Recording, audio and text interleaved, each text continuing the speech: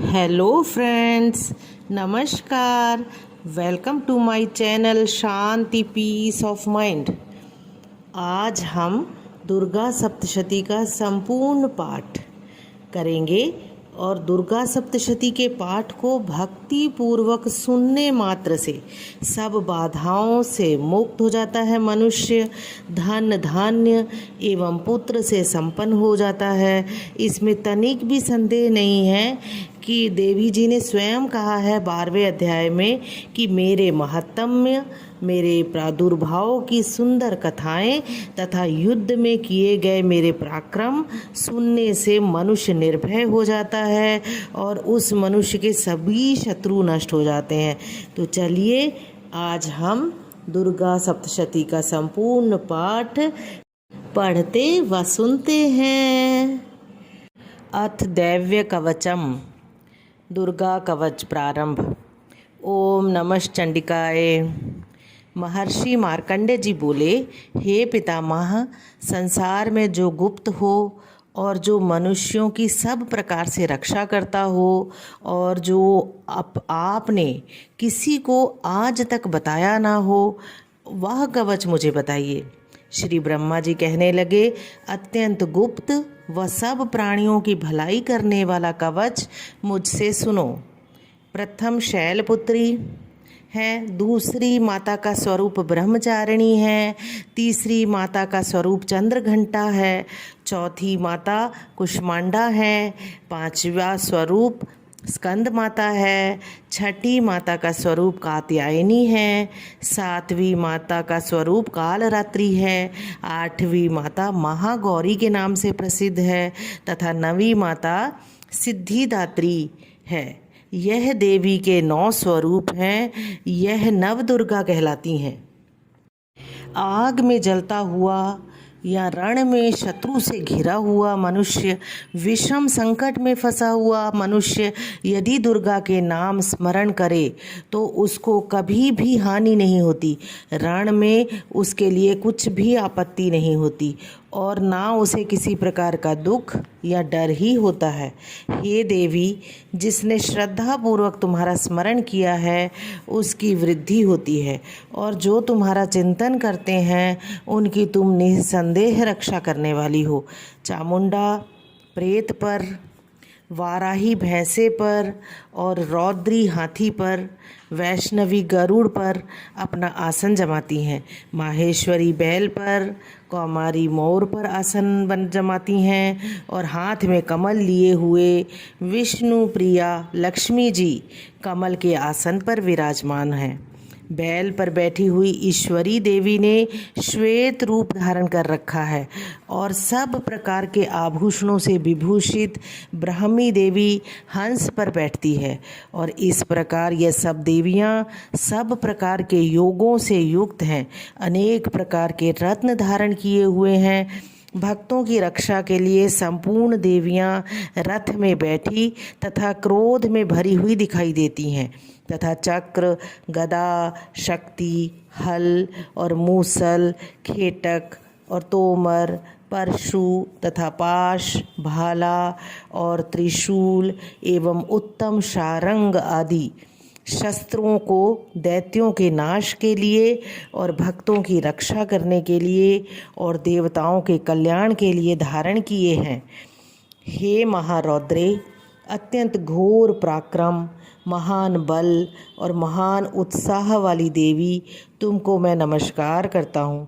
हे देवी, तुम्हारा दर्शन दुर्लभ है तथा आप शत्रुओं के भय को बढ़ाने वाली हैं। हे जगदम्बिके, मेरी रक्षा करो। पूर्व दिशा में ऐन्द्री मेरी रक्षा करे, अग्निकोण में अग्नि शक्ति, दक्षिण में वाराही देवी मेरी रक्षा करे, नैऋत्य कोण में खड्ग धारिणी देवी मेरी रक्षा करे, वारुणी पश्चिम दिशा में मेरी रक्षा करे, वायु कोण में मृगवाहिनी मेरी रक्षा करे, उत्तर में कौमारी मेरी रक्षा करे और ईशान कोण में शूल धारिणी देवी मेरी रक्षा करे। ब्रह्माणी ऊपर की ओर से मेरी रक्षा रक्षा करे और वैष्णवी देवी नीचे की ओर से मेरी रक्षा करे। और इसी प्रकार शव पर बैठी चामुंडा देवी दसों दिशाओं से मेरी रक्षा करे। जया देवी आगे से, विजया देवी पीछे की ओर से मेरी रक्षा करे। अजीता बाईं ओर से मेरी रक्षा करे, अपराजिता दाहिनी ओर से मेरी रक्षा करे। उद्योतनी देवी शिखा की रक्षा करे तथा उमा मस्तक में स्थित होकर मेरी रक्षा करे। इसी प्रकार ललाट में मालाधारी देवी रक्षा करे और यशस्वनी देवी मेरी भौं का संरक्षण करे। भौं के मध्य भाग में त्रिनेत्रा मेरी रक्षा करे। नथुनों की यम घंटा देवी रक्षा करे। नेत्रों के मध्य में शंखनी देवी और द्वारवासिनी देवी कानों की रक्षा करे। कपोलों की कालिका देवी और कानों के मूल भाग की भगवती शांकरी रक्षा करे। सुगंधा नासिका में और चर्चिका ऊपर के ओंठ की रक्षा करे। अमृत कला नीचे के ओंठ की रक्षा करे। सरस्वती देवी जीभ की रक्षा करे। कौमारी देवी दांतों की और चंडिका कंठ प्रदेश की रक्षा करे। चित्र घंटा गले की घाटी की और महामाया तालू की रक्षा करे। कामाक्षी ठोड़ी की सर्वमंगला वाणी की रक्षा करे। भद्रकाली गर्दन की और धनुर्धरी पीठ के मेरुदंड की रक्षा करे। कंठ के बाहरी भाग की नील ग्रीवा मेरी रक्षा करे और कंठ की नली की नलकुबरी रक्षा करे। दोनों कंधों की खड़गनी और वज्रधारणी मेरी दोनों बाहों की रक्षा करे। दंडनी दोनों हाथों की और अंबिका देवी समस्त अंगुलियों की रक्षा करे। शूलेश्वरी देवी संपूर्ण नखों की, कुलेश्वरी देवी मेरी कुक्षी की रक्षा करे।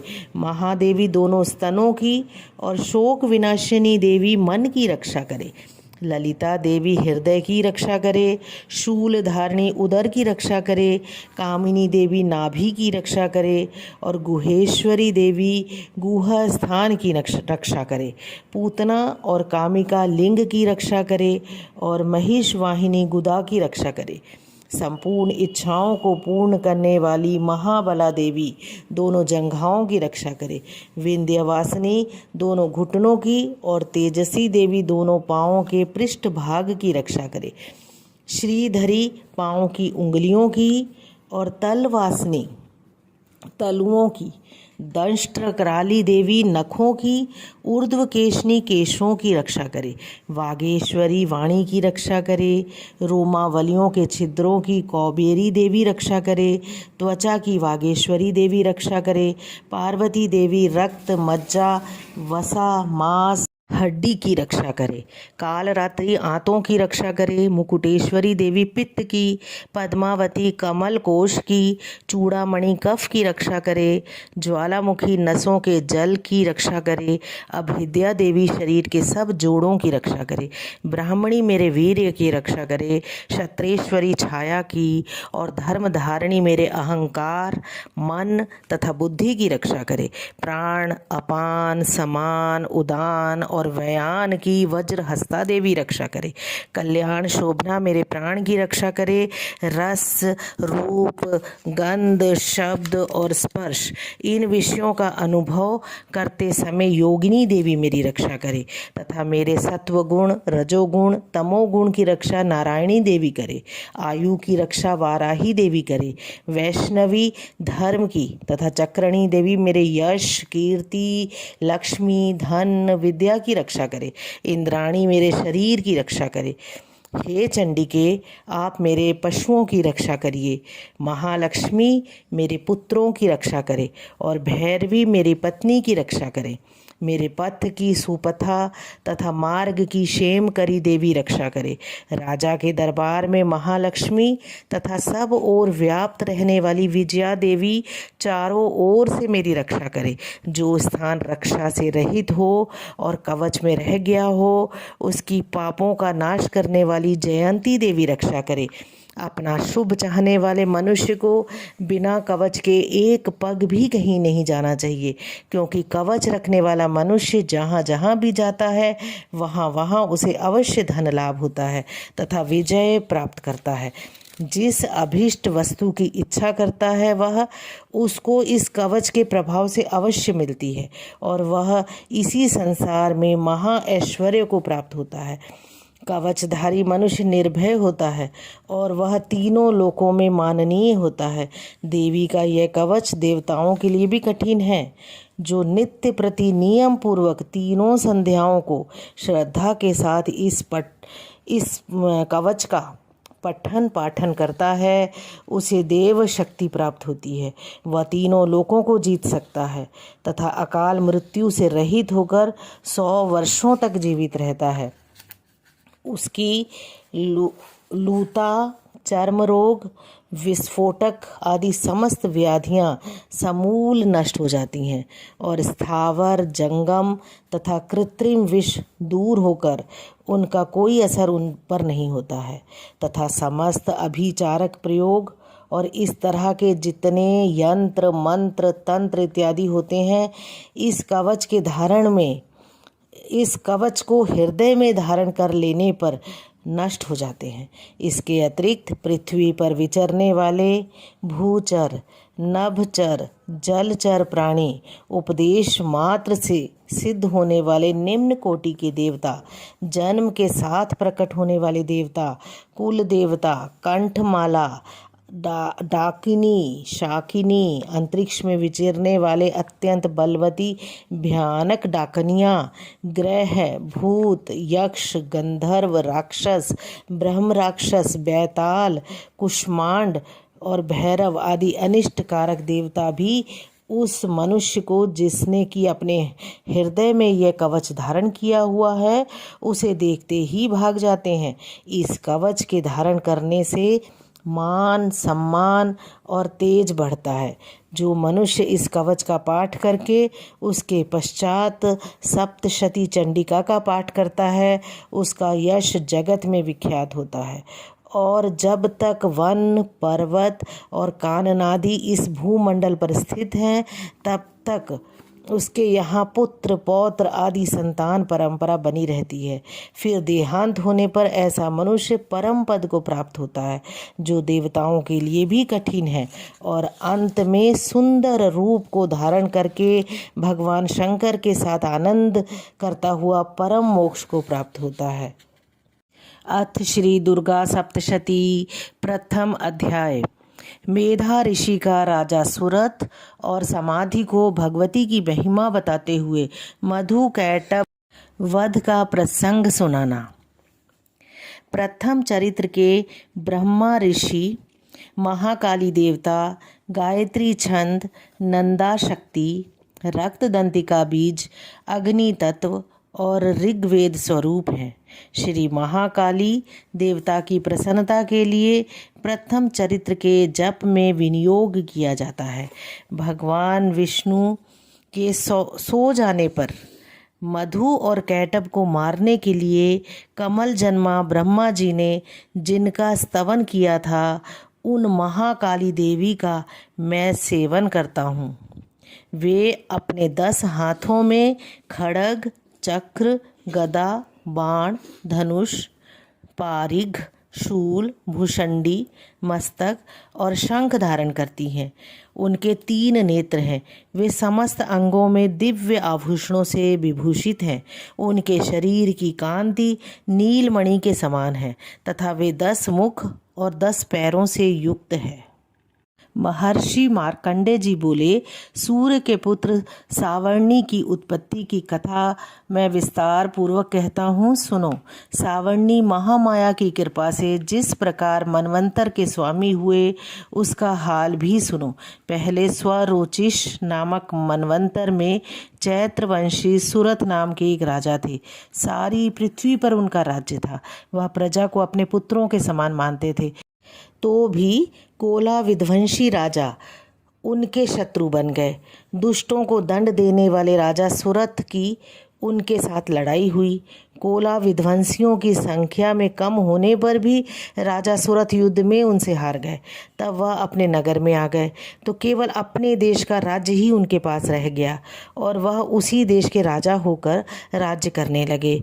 किंतु उनके शत्रुओं ने उन पर वहाँ भी आक्रमण किया। राजा को बलहीन देखकर उसके दुष्ट मंत्रियों ने राजा की सेना और खजाना अपने अधिकार में कर लिया। राजा सुरथ अपने राज्याधिकार को हार कर शिकार खेलने के बहाने घोड़े पर सवार होकर वहाँ से एक भयंकर वन की ओर चले गए। उस वन में उन्होंने महर्षि मेधा का आश्रम देखा। वहाँ महर्षि मेधा अपने शिष्यों तथा मुनियों से सुशोभित बैठे हुए थे और वहाँ कितने ही हिंसक जीव परम शांति भाव से रहते थे। राजा सुरथ ने महर्षि मेधा को प्रणाम किया और महर्षि ने भी उनको उचित सत्कार दिया। राजा सुरथ महर्षि के आश्रम में कुछ समय तक ठहरे। अपने नगर की ममता के आकर्षण में राजा अपने मन में सोचने लगे, पूर्व काल में मेरे पूर्वजों ने जिस नगर का पालन किया था वह आज मेरे हाथ से निकल गया। मेरे दुष्ट एवं दुरात्मा मंत्री मेरे नगर की अब धर्म से रक्षा कर रहे होंगे या नहीं। मेरा प्रधान हाथी जो कि सदा मद की वर्षा करने वाला और शूरवीर था, मेरे बैरियों के वश में होकर ना जाने क्या दुख भोग रहा होगा। मेरे आज्ञाकारी नौकर जो मेरी कृपा से धन और भोजन पाने से सदैव सुखी रहते थे और मेरे पीछे पीछे चलते थे, वह अब निश्चय ही दुष्ट राजाओं का अनुसरण करते होंगे तथा मेरे दुष्ट एवं दुरात्मा मंत्रियों द्वारा व्यर्थ ही धन को व्यय करने से संचित किया हुआ मेरा खजाना एक दिन अवश्य खाली हो जाएगा। इस प्रकार की बहुत सी बातें सोचते हुए राजा निरंतर दुखी रहने लगा। एक दिन राजा सुरथ ने महर्षि मेधा के आश्रम के निकट एक वैश्य को देखा। राजा ने उससे पूछा, भाई तुम कौन हो? यहाँ तुम्हारे आने का क्या कारण है और तुम मुझे शोकग्रस्त से दिखाई देते हो, इसका भी क्या कारण है? तो राजा के यह नम्र वचन सुनकर वैश्य ने महाराज सुरथ को प्रणाम करके कहा, राजन मेरा नाम समाधि है। मैं धनियों के कुल में उत्पन्न एक वैश्य हूँ। मेरे दुष्ट स्त्री और पुत्र आदि ने लोभ में मेरा सब धन छीन लिया और मुझे घर से निकाल दिया है। मैं इस तरह से दुखी होकर इस वन में चला आया हूँ और यहाँ रहता हुआ मैं इस बात को भी नहीं जानता कि अब मेरे घर में इस समय सब कुशल है या नहीं, और यहाँ मैं अपने परिवार का आचरण संबंधी कोई समाचार भी नहीं पा सकता कि वह घर में इस समय कुशल पूर्वक हैं या नहीं। मैं अपने पुत्रों के संबंध में यह भी नहीं जानता कि वह सदाचारी है या दुराचार में फंस गए हैं। राजा बोले, जिन धन के लोभी स्त्री पुत्रों ने तुम्हें घर से निकाल दिया है, फिर भी तुम्हारा चित्त उनसे क्यों प्रेम करता है? वैश्य ने कहा, मेरे विषय में आपका ऐसा कहना ठीक है, किंतु मेरा मन इतना कठोर नहीं है। यद्यपि उन्होंने धन के लोभ में पड़कर पितृ स्नेह को त्याग कर मुझे घर से निकाल दिया है, तो भी मेरे मन में उनके लिए कठोरता नहीं आती। हे महामते, मेरा मन फिर भी उनमें क्यों फंस रहा है? इस बात को जानता हुआ भी मैं नहीं जान रहा। मेरा चित्त उनके लिए दुखी है। मैं उनके लिए लंबी लंबी सांसें ले रहा हूँ। उन लोगों में प्रेम नाम को भी नहीं है, फिर भी ऐसे निस्नेहियों के लिए मेरा हृदय कठोर नहीं होता।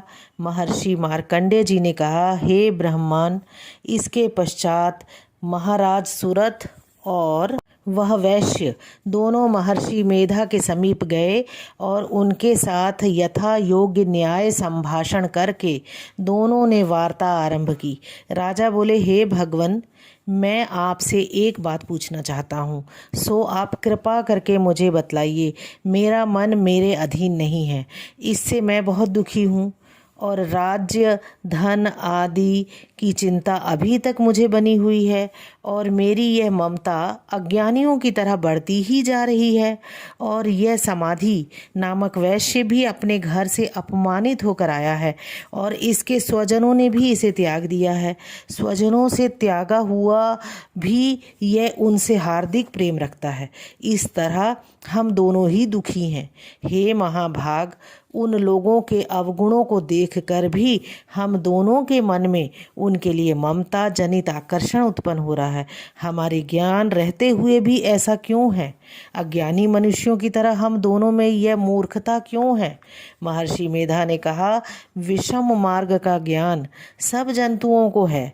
सबों के लिए विषय पृथक पृथक होते हैं। कुछ प्राणी दिन में नहीं देखते और कुछ रात में नहीं देखते, परंतु कोई जीव ऐसे हैं जो दिन तथा रात दोनों में देख सकते हैं। यह सत्य है कि मनुष्यों में ज्ञान प्रधान है, किंतु केवल मनुष्य ही ज्ञानी नहीं होता, पशु पक्षी आदि भी ज्ञान रखते हैं। जैसे यह पशु पक्षी ज्ञानी हैं, वैसे ही मनुष्यों का ज्ञान है, और जो ज्ञान मनुष्यों में है वैसे ही पशु पक्षियों में भी है, तथा अन्य बातें भी दोनों में एक जैसी पाई जाती है। ज्ञान होने पर भी इन पक्षियों की ओर देखो कि वे अपने भूख से पीड़ित बच्चों की चोंच में कितने प्रेम से अन्न के दाने डालते हैं। हे राजन, ऐसा ही प्रेम मनुष्यों में अपनी संतान के प्रति पाया जाता है। लोभ के कारण अपने उपकार का बदला पाने के लिए मनुष्य पुत्रों की इच्छा करता है और इस प्रकार मोह के गड्ढे में गिरा करते हैं। भगवान श्री हरि की जो माया है, उसी से ये संसार मोहित हो रहा है। इसमें आश्चर्य की कोई बात नहीं, क्योंकि वह भगवान विष्णु की योग निद्रा है। ये माया ही तो है जिसके कारण संसार मोह में जकड़ा हुआ है, और यही महामाया भगवती देवी ज्ञानियों के चित्त को बलपूर्वक खींचकर मोह में डाल देती है, और उसी के द्वारा संपूर्ण जगत की उत्पत्ति होती है।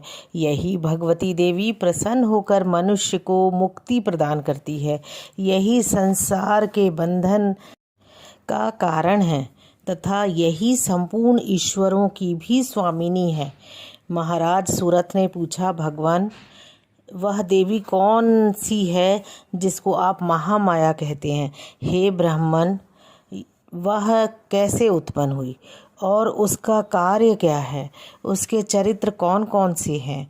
प्रभो, उसका जैसा प्रभाव हो, जैसा स्वरूप हो, वह सब ही कृपा कर मुझसे कहिए, मैं आपसे सुनना चाहता हूँ। तो महर्षि मेधा बोले, राजन, वह देवी तो नित्य स्वरूपा है। उसके द्वारा यह संसार रचा गया है, तभी उसकी उत्पत्ति अनेक प्रकार से होती है। वह सब आप मुझसे सुनो। वह देवताओं का कार्य सिद्ध करने के लिए प्रकट होती है।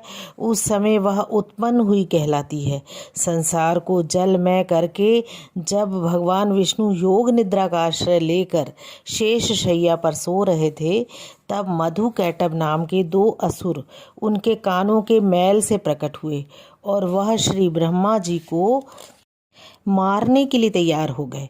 श्री ब्रह्मा जी ने जब उन दोनों को अपनी ओर आते देखा और यह भी देखा कि भगवान विष्णु योग निद्रा का आश्रय लेकर सो रहे हैं, तो वह उस समय श्री भगवान को जगाने के लिए उनके नेत्रों में निवास करने वाली योग निद्रा की स्तुति करने लगे।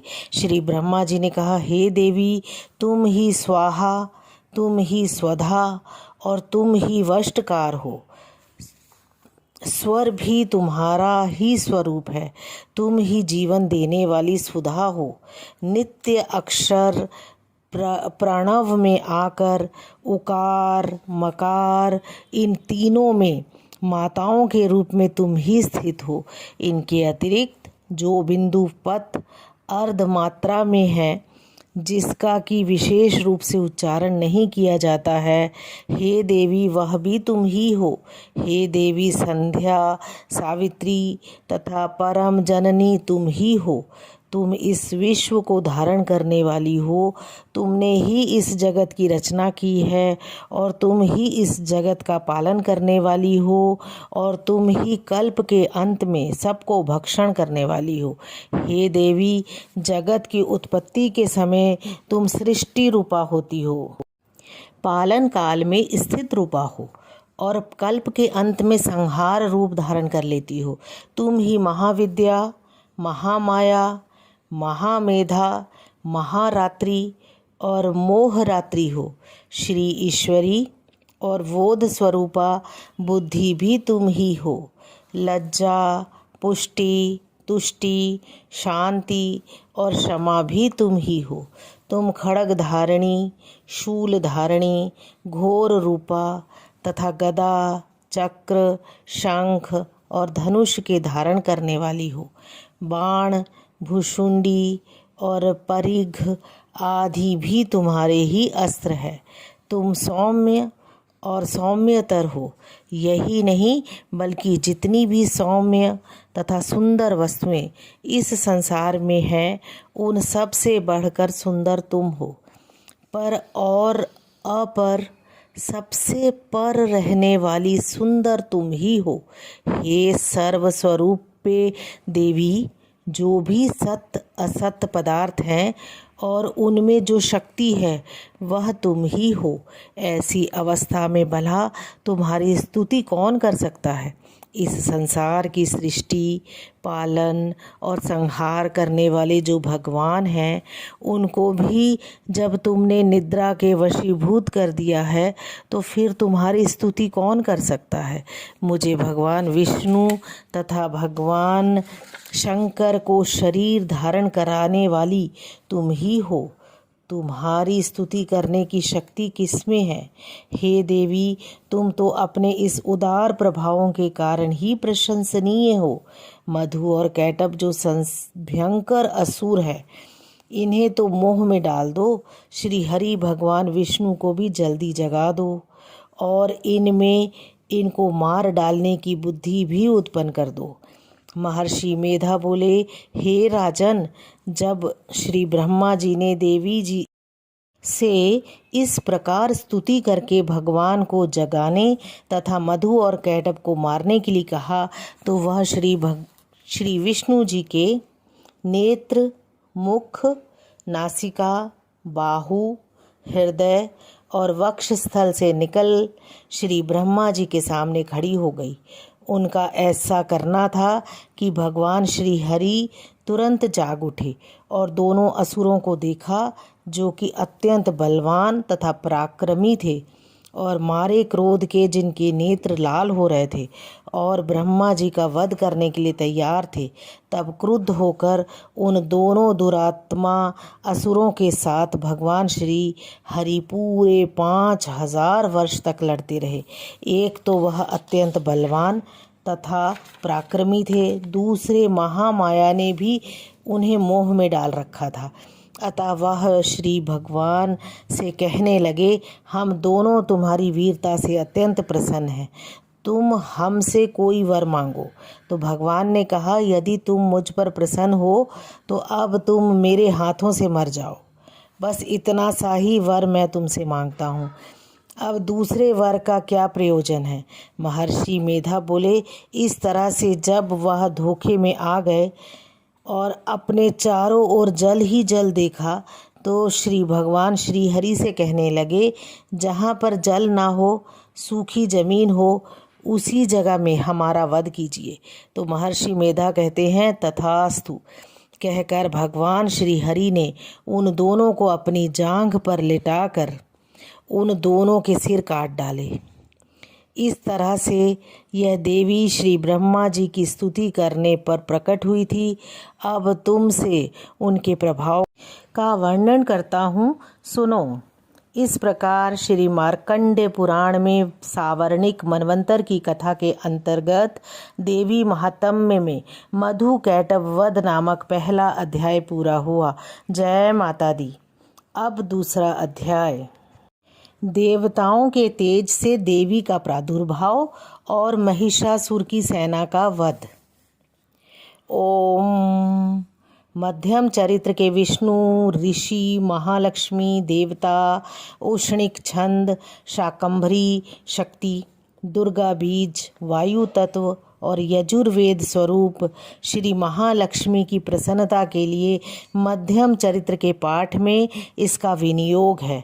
मैं कमल के आसन पर बैठी हुई प्रसन्न मुख वाली महिषासुर मर्दनी भगवती महालक्ष्मी का भजन करता हूँ, जो अपने हाथों में अक्षमाला, फरसा, गदा, वाण, वज्र, पद्म, धनुष, कुंडिका, दंड, शक्ति, खड्ग, ढाल, शंख, घंटा, मधुपात्र, शूल, पाश और चक्र धारण करती है। ऋषि कहते हैं, पूर्व काल में देवताओं और असुरों में पूरे 100 वर्षों तक घोर संग्राम हुआ था। उसमें असुरों का स्वामी महिषासुर था और देवताओं के नायक इंद्र थे। उस युद्ध में देवताओं की सेना महाबली असुरों से परास्त हो गई। संपूर्ण देवताओं को जीतकर महिषासुर इंद्र बन बैठा।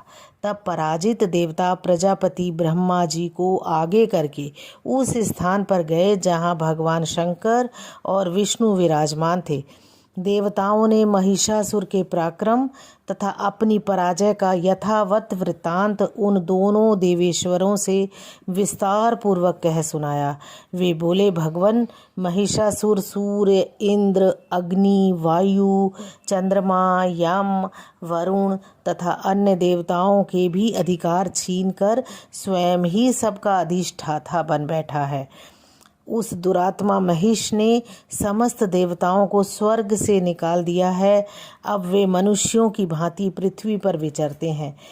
दैत्यों की यह सारी करतूत हमने आप लोगों से कह सुनाई। अब हम आपकी ही शरण में आए हैं। उसके वध का कोई उपाय सूचिए। इस प्रकार देवताओं के वचन सुनकर भगवान विष्णु और शिव ने दैत्यों पर बड़ा क्रोध किया। उनकी भौहें तन गई, मुंह टेढ़ा हो गया। तब अत्यंत कोप में भरे हुए चक्रपाणी श्री विष्णु जी के मुख से एक महान तेज प्रकट हुआ। इसी प्रकार ब्रह्मा, शंकर तथा इंद्र आदि अन्यान्य देवताओं के शरीर से भी भारी तेज निकला। वह सब मिलकर एक हो गया। महान तेज का वह पुंज जाज्वल्यमान पर्वत सा जान पड़ा। देवताओं ने देखा कि वहाँ उसकी ज्वालाएं संपूर्ण दिशाओं में व्याप्त हो रही थी। संपूर्ण देवताओं के शरीर से प्रकट हुए उस तेज की कहीं तुलना नहीं थी। एकत्रित होने पर वह एक नारी के रूप में परिणित हो गया और अपने प्रकाश से तीनों लोकों में व्याप्त जान पड़ा। भगवान शंकर का सा जो तेज था, उससे उस देवी का मुख प्रकट हुआ और यमराज के तेज से उस देवी के सिर में बाल निकल आए। श्री विष्णु भगवान के तेज से उसकी भुजाएं उत्पन्न हुई। चंद्रमा के तेज से दोनों स्तनों का और इंद्र के तेज से मध्य भाग कटी प्रदेश का प्रादुर्भाव हुआ और वरुण के तेज से जंघा और पिंडली तथा पृथ्वी के तेज से नितंब भाग प्रकट हुआ। ब्रह्मा के तेज से दोनों चरण और सूर्य के तेज से उसकी अंगुलियां हुई। वसुओं के तेज से हाथों की उंगलियां और कुबेर के तेज से नासिका प्रकट हुई। उस देवी के दांत प्रजापति के तेज से और तीनों नेत्र अग्नि के तेज से प्रकट हुए थे। उसकी भौहें संध्या के और कान वायु के तेज से प्रकट हुए थे। इसी प्रकार अन्यान्य देवताओं के तेज से भी उस कल्याणमयी देवी का आविर्भाव हुआ। तदंतर समस्त देवताओं के तेज पुंज से प्रकट हुई देवी को देखकर महिषासुर के सताए हुए देवता बहुत प्रसन्न हुए। पिनाकधारी भगवान शंकर ने अपने शूल से एक शूल निकाल कर उन्हें दिया। फिर भगवान विष्णु ने भी अपने चक्र से चक्र उत्पन्न करके भगवती को अर्पण किया। वरुण ने भी शंख भेंट किया। अग्नि ने उन्हें शक्ति दी और वायु ने धनुष तथा वाण से भरे हुए तरकश 2 तरकश दिए। सहस्त्र नेत्रों वाले देवराज इंद्र ने अपने वज्र से वज्र उत्पन्न करके दिया और ऐरावत हाथी से उतार कर एक घंटा भी प्रदान किया। यमराज ने काल दंड से दंड और वरुण ने पाश, प्रजापति ने स्फटिकाक्ष की माला तथा ब्रह्मा जी ने कमंडलू भेंट किया। सूर्य ने देवी के समस्त रोम कूपों में अपनी किरणों का तेज भर दिया। काल ने उन्हें चमकती हुई ढाल और तलवार दी। क्षीर समुद्र ने उज्ज्वल हार तथा कभी जीर्ण ना होने वाले 2 दिव्य वस्त्र भेंट किए। साथ ही उन्होंने दिव्य चूड़ामणि, 2 कुंडल, कड़े, उज्ज्वल अर्धचंद्र, सब बाहुओं के लिए केयूर, दोनों चरणों के लिए निर्मल नुपुर, गले की सुंदर हसली और सब अंगुलियों में पहनने के लिए रत्नों से बनी अंगूठियां भी दी। विश्वकर्मा ने उन्हें अत्यंत निर्मल फरसा भेंट किया। साथ ही अनेक प्रकार के अस्त्र और अभेद्य कवच दिए। इनके सिवा मस्तक और वक्ष स्थल पर धारण करने के लिए कभी ना कुम्हलाने वाले कमलों की मालाएं दी। जलधि ने उन्हें सुंदर कमल का फूल भेंट किया। हिमालय ने सवारी के लिए सिंह तथा भांति भांति के रत्न समर्पित किए और धनाध्यक्ष कुबेर ने मधु से भरा पान पात्र दिया और संपूर्ण नागों के राजा शेष ने, जो इस पृथ्वी को धारण करते हैं, उन्हें बहुमूल्य मणियों से विभूषित नागहार भेंट दिया। इसी प्रकार अन्य देवताओं ने भी आभूषण और अस्त्र शस्त्र देकर देवी का सम्मान किया। तत्पश्चात उन्होंने बारंबार अट्ठास पूर्वक उच्च स्वर से गर्जना की। उनके भयंकर नाद से संपूर्ण आकाश गूंज उठा। देवी का वह अत्यंत उच्च स्वर से किया हुआ सिंहनाद कभी समा ना सका। आकाश उसके सामने लघु प्रतीत होने लगा। उससे बड़े जोर से प्रतिध्वनि हुई, जिससे संपूर्ण विश्व में हलचल मच गई और समुद्र कांप उठे, पृथ्वी डोलने लगी और समस्त पर्वत हिलने लगे।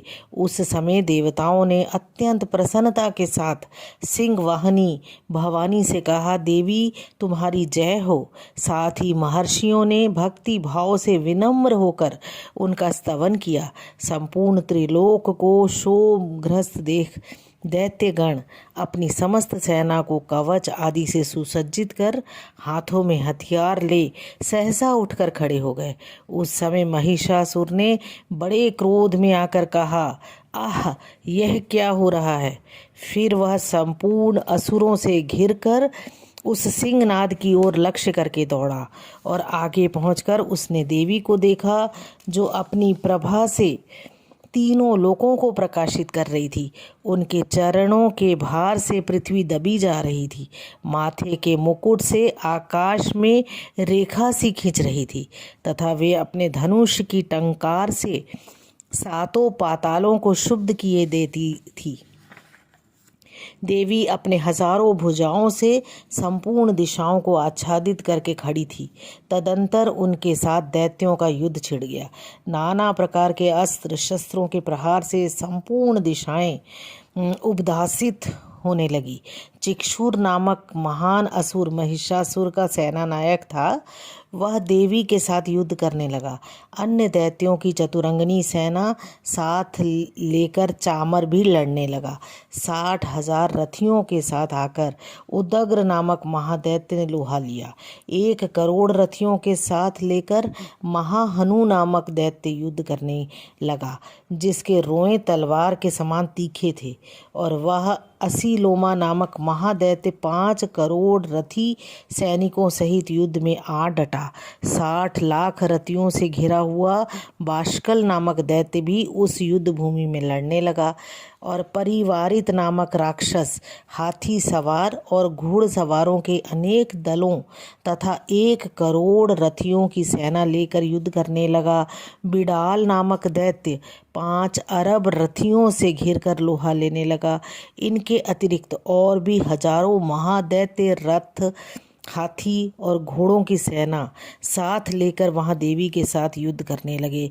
स्वयं महिषासुर उस रणभूमि में कोटि कोटि सहस्त्र रथ, हाथी और घोड़ों की सेना से घिरा हुआ खड़ा था।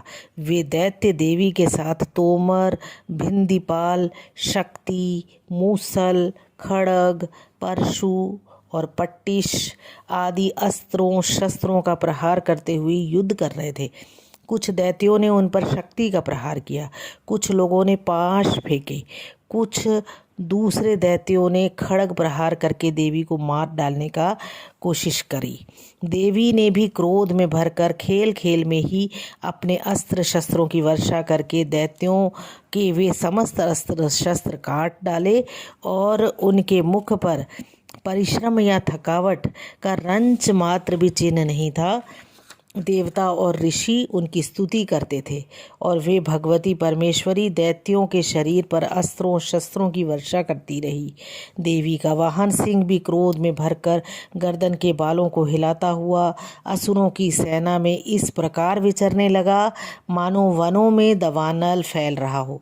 रणभूमि में दैत्य के साथ युद्ध करती हुई अंबिका देवी ने जितने निश्वास छोड़े वे सभी तत्काल सैकड़ों हजारों गणों के रूप में प्रकट हो गए और परशु भिंदीपाल खड्ग तथा पटिश आदि अस्त्रों द्वारा असुरों का सामना करने लगे।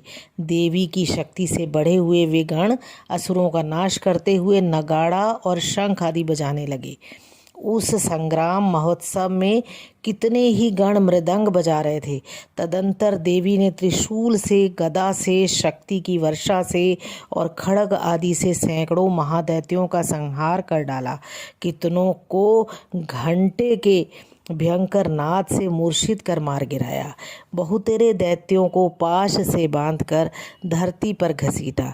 कितने ही दैत्य उनकी तीखी तलवार की मार से दो दो टुकड़े हो गए। कितने ही गदा की चोट से घायल हो धरती पर सो गए। कितने ही मूसल की मार से अत्यंत आहत होकर रक्त वमन करने लगे। कुछ दैत्य शूल से छाती फट जाने के कारण पृथ्वी पर ढेर हो गए। उस रणागण में वाण समूहों की वृष्टि से कितने ही असुरों की कमर टूट गई। बाज की तरह झपटने वाले देव पीड़क दैत्यगण अपने प्राणों से हाथ धोने लगे।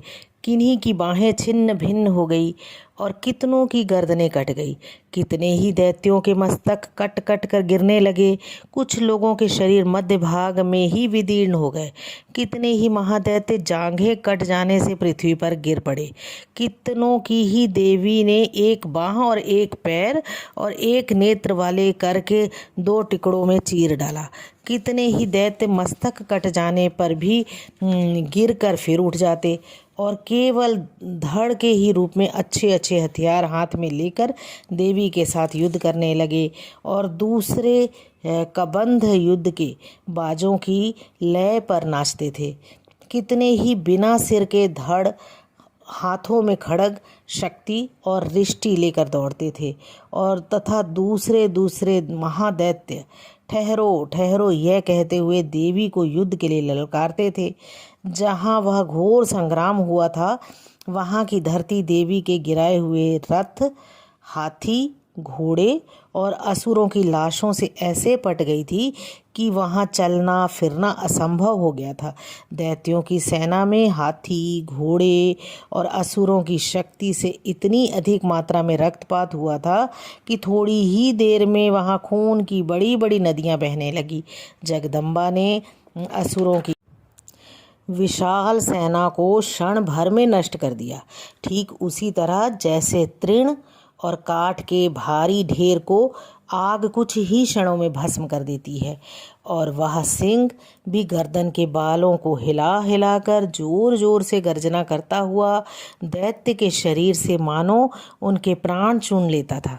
और वहाँ देवी के गणों ने भी उन महादैत्यों के साथ ऐसा युद्ध किया कि जिससे आकाश में खड़े हुए देवता गण उन पर बहुत संतुष्ट हुए और फूल बरसाने लगे।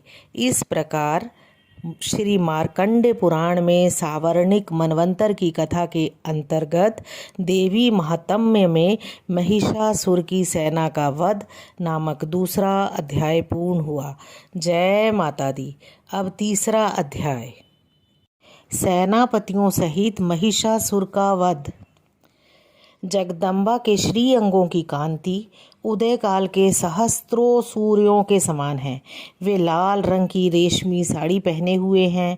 उनके गले में मुंडमाला शोभा पा रही है और दोनों स्तनों पर रक्त चंदन का लेप लगा है। वे अपने कर कमलों में जप मालिका, विद्या और अभय तथा वर नामक मुद्राएं धारण किए हुए है। 3 नेत्रों से सुशोभित मुखारविंद की बड़ी शोभा हो रही है। उनके मस्तक पर चंद्रमा के साथ ही रत्नमय मुकुट बंधा है तथा वे कमल के आसन पर विराजमान हैं।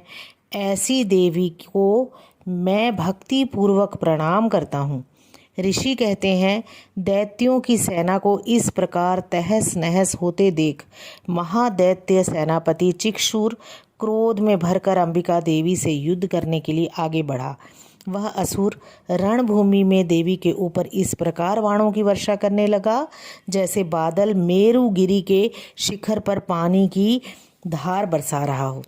तब देवी ने अपने बाणों से उसके बाण समूह को अनायास ही काटकर उसके घोड़ों और सारथी को भी मार डाला। साथ ही उसके धनुष तथा अत्यंत ऊंची ध्वजा को भी तत्काल काट गिराया। धनुष कट जाने पर उसके अंगों को अपने बाणों से बींध डाला। धनुष, रथ, घोड़े और सारथी के नष्ट हो जाने पर वह असुर ढाल और तलवार लेकर देवी जी की ओर दौड़ा। उसने तीखी धार वाली तलवार से सिंह के मस्तक पर चोट करके देवी जी को भी बाईं भुजा में बड़े वेग से प्रहार किया। राजन, देवी की बाह पर पहुंचते ही वह तलवार टूट गई। फिर तो क्रोध से लाल आंखें करके उस राक्षस ने शूल हाथ में लिया और उसे महादैत्य ने भगवती भद्रकाली के ऊपर चलाया। वह शूल आकाश से गिरते हुए सूर्यमंडल की भांति अपने तेज से प्रज्वलित हो उठा। उस शूल को अपनी ओर आते देख देवी जी भी शूल का प्रहार किया। उससे राक्षस के शूल के सैकड़ों टुकड़े हो गए। साथ ही साथ महादैत्य चिक्षुर की भी धज्जियां उड़ गई। वह प्राणों से हाथ धो बैठा। महिषासुर के सेनापति और उस पराक्रमी चिक्षुर के मारे जाने पर देवताओं को पीड़ा देने वाला चामर हाथी पर चढ़कर आया। उसने भी देवी के ऊपर शक्ति का प्रहार किया, किंतु जगदम्बा ने उसे अपने हुंकार से ही आहत एवं निष्प्रभ करके तत्काल पृथ्वी पर गिरा दिया। शक्ति टूटकर गिरी हुई देखकर चामर को बड़ा क्रोध हुआ। अब उसने शूल चलाया, किंतु देवी ने उसे भी अपने बाणों द्वारा काट दिया। इतने में ही देवी का सिंह उछलकर हाथी के मस्तक पर बैठ गया और उस दैत्य के साथ खूब जोर लगाकर महाबाहु युद्ध करने लगा और वे दोनों लड़ते लड़ते हाथी से पृथ्वी पर आ गए और अत्यंत क्रोध में भरकर एक दूसरे पर बड़े भयंकर प्रहार करते हुए लड़ने लगे। तदंतर सिंह बड़े वेग से आकाश की ओर उछला और उधर से गिरते समय उसने पंजों की मार से चामर का सिर धड़ से अलग कर दिया। इसी प्रकार उदग्र भी शिला और वृक्ष आदि की मार खाकर रणभूमि में देवी के हाथ से मारा गया तथा कराल भी दांतों, मुक्कों और थप्पड़ों की चोट से धराशायी हो गया।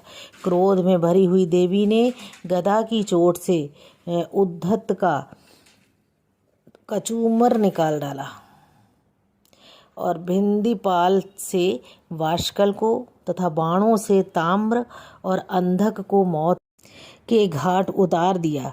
3 नेत्रों वाली परमेश्वरी ने त्रिशूल से उग्रास्य, उग्रवीर्य तथा महाहनु नामक दैत्यों को मार डाला। तलवार की चोट से विडाल के मस्तक को धड़ से काट गिराया। दुर्धर और दुर्मुख इन दोनों को भी अपने बाणों से यमलोक भेज दिया।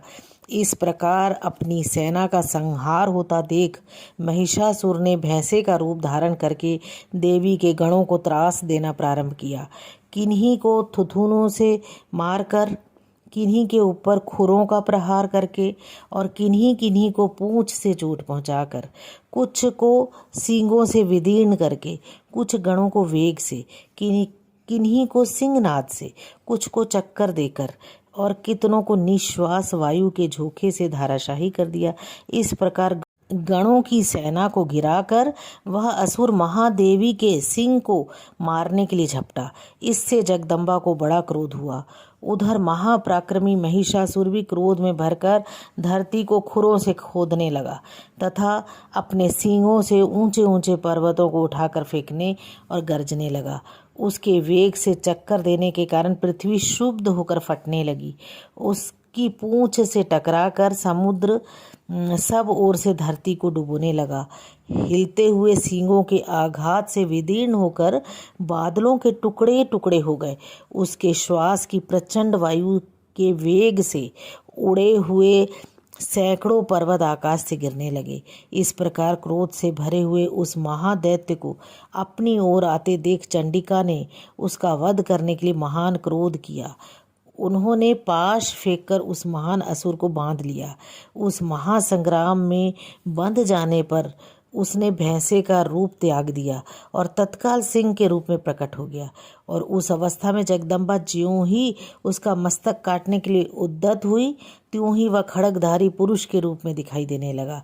तब देवी ने तुरंत ही बाणों की वर्षा करके ढाल और तलवार के साथ उस पुरुष को भी बांध डाला। इतने में ही वह महान गजराज के रूप में परिणित हो गया और अपनी सूंड से देवी के विशाल सिंह को खींचने और गरजने लगा। खींचते समय देवी ने तलवार से उसकी सूंड काट डाली। तब उस महादैत्य ने पुनः भैंसे का शरीर धारण कर लिया और पहले के ही भांति चराचर प्राणियों सहित तीनों लोगों को व्याकुल करने लगा। तब क्रोध में भरी हुई जगत माता चंडिका का बारंबार उत्तम मधु का पान करने और लाल आंखें करके हंसने लगी। उधर वह बल और पराक्रम के मद से उन्मत्त हुआ राक्षस गरजने लगा और अपने सींगों से चंडी के ऊपर पर्वतों को फेंकने लगा। उस समय देवी अपने बाणों के समूह से उसके फेंके हुए पर्वतों को चूर्ण करती हुई बोली। बोलते समय उनका मुख मधु के मद से लाल हो रहा था और वाणी लड़खड़ा रही थी। देवी जी ने कहा, ओ मूढ़, मैं जब तक मधु पीती हूँ तब तक तू क्षण भर के लिए खूब गरज ले। मेरे हाथ से यहीं तेरी मृत्यु हो जाने पर अब शीघ्र ही देवता भी गर्जना करेंगे। ऋषि कहते हैं, यूँ कहकर देवी उछली और उस महादैत्य के ऊपर चढ़ गई। फिर अपने पैर से उसे दबाकर उन्होंने शूल से उसके कंठ में आघात किया। उनके पैर से दबा होने पर भी महिषासुर अपने मुख से दूसरे रूप में बाहर आने लगा। अभी आधा शरीर ही वह बाहर निकालने पाया था कि देवी जी ने अपने प्रभाव से उसे रोक दिया। आधा निकला होने पर भी वह महादैत्य देवी से युद्ध करने लगा। तब देवी जी ने बहुत बड़ी तलवार से उसका मस्तक काट गिराया। फिर तो हाहाकार करती हुई दैत्यों की सारी सेना भाग गई और संपूर्ण देवता अत्यंत प्रसन्न हो गए। देवताओं ने दिव्य महर्षियों के साथ दुर्गा देवी जी का स्तवन किया। गंधर्वराज गाने लगे तथा अप्सराएं नृत्य करने लगी। इस प्रकार श्री मार्कंड पुराण में सावर्णिक मनवंतर की कथा के अंतर्गत देवी महात्म्य में महिषासुर वध नामक तीसरा अध्याय पूरा हुआ। जय माता दी। अब चौथा अध्याय, इंद्रादि देवताओं द्वारा देवी की स्तुति। सिद्धि की इच्छा रखने वाले पुरुष जिनकी सेवा करते हैं तथा देवता जिन्हें सब ओर से घेरे रहते हैं, उन जया नाम वाली दुर्गा देवी का ध्यान करें। उनके श्री अंगों की आभा काले मेघ के समान श्याम हैं। वे अपने कटाक्षों से शत्रु समूह को भय प्रदान करती है और उनके मस्तक पर आबद्ध चंद्रमा की रेखा शोभा पाती है। वे अपने हाथों में शंख, चक्र, कृपाण और त्रिशूल धारण करती हैं। उनके त्रिनेत्र हैं। वे सिंह के कंधे पर चढ़ी हुई है और अपने तेज से तीनों लोकों को परिपूर्ण कर रही है। ऋषि कहते हैं, अत्यंत पराक्रमी दुरात्मा महिषासुर तथा उसकी दैत्य सेना के देवी के हाथ से मारे जाने पर इंद्र आदि देवता प्रणाम के लिए गर्दन तथा कंधे झुकाकर उन भगवती दुर्गा का उत्तम वचनों द्वारा स्तवन करने लगे। उस समय उनके सुंदर अंगों में अत्यंत हर्ष के कारण रोमांच हो आया था। देवता बोले, संपूर्ण देवताओं की शक्ति का समुदाय ही जिनका स्वरूप है तथा जिन देवी ने अपनी शक्ति से संपूर्ण जगत को व्याप्त कर रखा है, समस्त देवताओं और महर्षियों की पूजनीया उन जगदम्बा को हम भक्ति पूर्वक नमस्कार करते हैं और वे हम लोगों का कल्याण करें। जिनके अनुपम प्रभाव और बल का वर्णन करने में भगवान शेषनाग, ब्रह्मा जी तथा महादेव जी भी समर्थ नहीं हैं, वे भगवती चंडिका संपूर्ण जगत का पालन एवं अशुभ भय का नाश करने का विचार करें।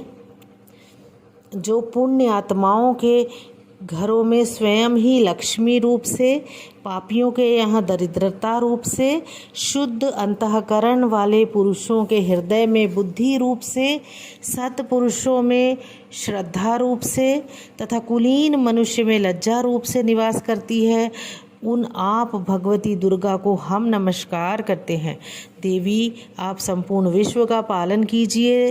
देवी, आपके इस अचिंत्य रूप का, असुरों का नाश करने वाली भारी पराक्रम का तथा समस्त देवताओं और दैत्यों के समक्ष युद्ध में प्रकट किए हुए आपके अद्भुत चरित्रों का हम किस प्रकार वर्णन करें। आप संपूर्ण जगत की उत्पत्ति में कारण हैं। आप में सत्व गुण, रजोगुण और तमोगुण, ये तीनों गुण मौजूद है तो भी दोषों के साथ आपका संसर्ग नहीं जान पड़ता। भगवान विष्णु और महादेव जी, आप देवता भी आपका पार नहीं पाते। आप ही सबका आश्रय हैं। यह समस्त जगत आपका अंशभूत है क्योंकि आप सबकी आदिभूत अव्यकृता परा प्रकृति हैं। देवी, संपूर्ण यज्ञों में जिसके उच्चारण से सब देवता तृप्ति लाभ करते हैं, वह स्वाहा आप ही हैं। इसके अतिरिक्त आप पितरों को भी तृप्ति का कारण हैं, अतएव सब लोग आपको स्वधा भी कहते हैं। देवी, जो मोक्ष की प्राप्ति का साधन है, अचिंत्य महाव्रत स्वरूपा है, समस्त दोषों से रहित, जितेंद्रिय, तत्व को ही सार वस्तु मानने वाले तथा मोक्ष की अभिलाषा रखने वाले मुनिजन जिसका अभ्यास करते हैं, वह भगवती परा विद्या आप ही हैं। आप शब्द स्वरूपा हैं। अत्यंत निर्मल ऋग्वेद, यजुर्वेद तथा उद्गीत के मनोहर पदों के पाठ से युक्त सामवेद का भी आधार आप ही हैं। आप देवी त्रयी, तीनों वेद और भगवती छयों ऐश्वर्यों से युक्त हैं। इस विश्व की उत्पत्ति एवं पालन के लिए आप ही वार्ता और के रूप में प्रकट हुई हैं। आप संपूर्ण जगत की घोर पीड़ा का नाश करने वाली हैं। देवी, जिससे समस्त शास्त्रों के सार का ज्ञान होता है, वह मेधा शक्ति आप ही हैं। दुर्गम भव सागर से पार उतारने वाली नौका रूप दुर्गा देवी भी आप ही हैं। आपकी कहीं भी आसक्ति नहीं है। कैटभ के शत्रु भगवान विष्णु के वक्षस्थल में एकमात्र निवास करने वाली भगवती लक्ष्मी तथा भगवान चंद्रशेखर द्वारा सम्मानित गौरी देवी भी आप ही हैं। आपका मुख मंद मुस्कान से सुशोभित, निर्मल, पूर्ण चंद्रमा के बिंब का अनुकरण करने वाला और उत्तम सुवर्ण की मनोहर कांति से कमनीय है, तो भी उसे देखकर महिषासुर को क्रोध हुआ और सहसा उसने उस पर प्रहार कर दिया। यह बड़े आश्चर्य की बात है। देवी, वही मुख जब क्रोध से युक्त होने पर उदय काल के चंद्रमा की भांति लाल और तनी हुई भौं के कारण विकराल हो उठा, तब उसे देखकर जो महिषासुर के प्राण तुरंत ही निकल गए, यह उससे भी बढ़कर आश्चर्य की बात है, क्योंकि क्रोध में भरे हुए यमराज को देखकर भला कौन जीवित रह सकता है। देवी, आप प्रसन्न हो। परमात्मा स्वरूपा आपके प्रसन्न होने पर जगत का अभ्युदय होता है और क्रोध में भर जाने पर आप तत्काल ही कितने कुलों का सर्वनाश कर डालती हैं। यह बात अभी अनुभव में आई है, क्योंकि महिषासुर की यह विशाल सेना क्षण भर में आपके कोप से नष्ट हो गई। उदय प्रदान करने वाली आप जिन पर प्रसन्न रहती हैं वे ही देश में सम्मानित हैं, उन्हीं को धन और ऐश्वर्य प्राप्ति होती है, उन्हीं का धर्म कभी शिथिल नहीं होता, वे ही अपने हष्टपुष्ट स्त्री पुत्र और भृत्यों के साथ धन्य माने जाते हैं। देवी आपकी ही कृपा से पुण्यात्मा पुरुष प्रतिदिन अत्यंत श्रद्धापूर्वक सदा सब प्रकार के धर्मानुकूल कर्म करता है और उसके प्रभाव से स्वर्ग लोक में जाता है। इसीलिए आप तीनों लोकों में निश्चय ही मनोवांछित फल देने वाली हैं। माँ दुर्गे, आप स्मरण करने पर सब प्राणियों का भय हर लेती हैं और स्वस्थ पुरुषों द्वारा चिंतन करने पर उन्हें परम कल्याणमयी बुद्धि प्रदान करती हैं। दुख, दरिद्रता और भय हरने वाली देवी आपके सिवा दूसरी कौन है, जिसका चित्त सबका उपकार करने के लिए सदा ही दयार्थ रहता है। देवी, इन राक्षसों के मारने से संसार को सुख मिले तथा ये राक्षस चिरकाल तक नरक में रहने के लिए भले ही पाप करते रहे हों, इस समय संग्राम में मृत्यु को प्राप्त होकर स्वर्गलोक में जाएं, निश्चय ही यही सोचकर आप शत्रुओं का वध करती हैं। आप शत्रुओं पर शस्त्रों का प्रहार क्यों करती हैं? समस्त असुरों को दृष्टिपात मात्र से ही भस्म क्यों नहीं कर देती? इसमें एक रहस्य है। ये शत्रु भी हमारे शस्त्रों से पवित्र होकर उत्तम लोकों में जाए, इस प्रकार उनके प्रति भी आपका विचार अत्यंत उत्तम रहता है। खड्ग के तेज पुंज की भयंकर दीप्ति से तथा आपके त्रिशूल के अग्रभाग की घनीभूत प्रभा से चौंधियाकर जो असुरों की आंखें फूट नहीं गई, उसमें कारण यही था कि वे मनोहर रश्मियों से युक्त चंद्रमा के समान आनंद प्रदान करने वाले आपके इस सुंदर मुख का दर्शन करते थे। देवी, आपका शील दुराचारियों के बुरे बर्ताव को दूर करने वाला है। साथ ही यह रूप ऐसा है जो कभी चिंतन में भी नहीं आ सकता और जिसकी कभी दूसरों से तुलना भी नहीं हो सकती, तथा आपका बल और पराक्रम तो उन दैत्यों का भी नाश करने वाला है जो कभी देवताओं के पराक्रम को भी नष्ट कर चुके थे। इस प्रकार आपने शत्रुओं पर भी अपनी दया ही प्रकट की है। वरदायिनी देवी, आपके इस पराक्रम की किसके साथ तुलना हो सकती है, तथा शत्रुओं को भय देने वाला एवं अत्यंत मनोहर ऐसा रूप भी आपके सिवा और कहाँ है। हृदय में कृपा और युद्ध में निष्ठुरता, ये दोनों बातें तीनों लोकों के भीतर केवल आप में ही दिखाई गई हैं। माता, आपने शत्रुओं का नाश करके इस समस्त त्रिलोक की रक्षा की है। उन शत्रुओं को भी युद्ध भूमि में मारकर स्वर्ग लोक में पहुंचाया है और तथा उन्मत्त दैत्यों से प्राप्त होने वाले हम लोगों के भय को भी दूर किया है। आपको हमारा नमस्कार है। देवी, आप शूल से भी हमारी रक्षा करें। अंबिके, आप खड्ग से भी हमारी रक्षा करें तथा घंटा ध्वनि और धनुष की टंकार से भी हम लोगों की रक्षा करें। चंडिके, पूर्व, पश्चिम और दक्षिण दिशा में आप हमारी रक्षा करें तथा ईश्वरी, आपने त्रिशूल को घुमाकर आप उत्तर दिशा में भी हमारी रक्षा करें। तीनों लोकों में आपके जो परम सुंदर एवं अत्यंत भयंकर रूप विचरते हैं, उनके द्वारा भी आप हमारी तथा इस भूलोक की रक्षा करें। अंबिके, आपके कर पल्लवों में शोभा पाने वाले खड्ग, शूल और गदा आदि जो जो अस्त्र हों, उन सब के द्वारा आप सब ओर से हम लोगों की रक्षा करें।